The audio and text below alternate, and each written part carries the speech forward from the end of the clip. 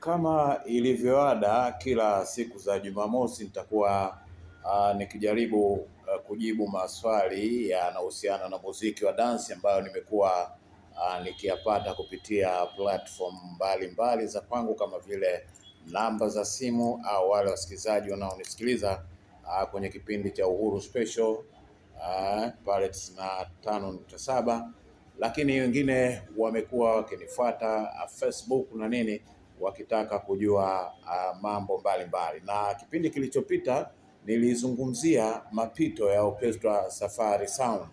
Sasa mwingine aliniuliza ni Safari Sound ipi ilipata mafanikio zaidi kuliko nyingine. Sasa hapa jibu linaweza kuwa tofauti kidogo, manake sasa utataka utazame mtazamo wangu mimi, lakini kila mtu aliipokea kivyake. Kwa mfano, wakati King Kiki anaichukua bendi hii mwaka 1979, aliingia kambini na kuweka kambi kwa takribani siku 14, na yeye alitunga nyimbo 15 katika kipindi hicho cha wiki mbili hivi, na baadaye bendi ilikwenda kufanya uzinduzi pale katika ukumbi wa Safari Resort Kimara. Sasa pale historia ilikuwa ya kutisha sana. Kwa mfano tu nikwambie kwamba mwenyewe Kikumbi Mwanza Mpango au King Kiki na wacheza show wake wale walishindwa kuingia jukwaani kutokana na umati wa watu ulivyozingira ukumbi pale. Kwa hiyo ilibidi mpaka wapate msaada wa polisi ndipo wakaweza kuingia katika ukumbi na kufanya uzinduzi wa kwanza kabisa wa mtindo wa Masantula, ngoma ya Mpwita. Lakini sasa hata alivyochukua Kasheba, Fredi Ndala Kasheba mwaka 1981, nasema hapa napo kuna mambo makubwa sana yalijitokeza. Ikumbukwe kwamba kundi hili liliweza hata kuitikisa bendi ya Orchestra Makidu Zaire wakati ule wakiwa katika ukumbi wa White House pale Ubungo, na hawa Safari Resort wakiwa Kimara kule Safari Resort.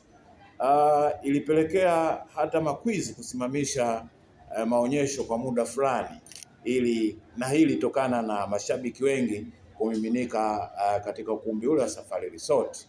Lakini hata maonyesho yaliyowahi kuvunja rekodi ya kwa OSS ambayo ilikuwa chini ya Fredi Ndala Kasheba nayo ilikuwa ina historia yake. Lakini nisiwe mchoyo wa fadhila, niseme ukweli kwamba bendi sasa iliyokuja kukamata watu kwa wingi na kwa muda mrefu watu wakifanya ndio sehemu yao ya mtoko ilikuwa ni Orchestra Safari Sound OSS ya mwaka 1985, ambapo wakati huo sasa Muhyiddin Maalim Gurumo pale alipeleka mtindo wa Ndekule, ngoma ya mababu pale, wakiingia wanamuziki wakali kutoka Mlimani Park kama vile Hassan Rehani Bichuka, utakumbuka naye alikuwa ni mmoja wa waimbaji wakali waliokuja na Muhyiddin Maalim Gurumo. Lakini Abel Batazali Mgaya naye alikuwemo katika kundi hilo. Kadhalika Ali Makunguru, huyu mpiga rhythm, Charles Jan Ngosha, huyu naye alikuwa mpiga besi, na wengine wengi.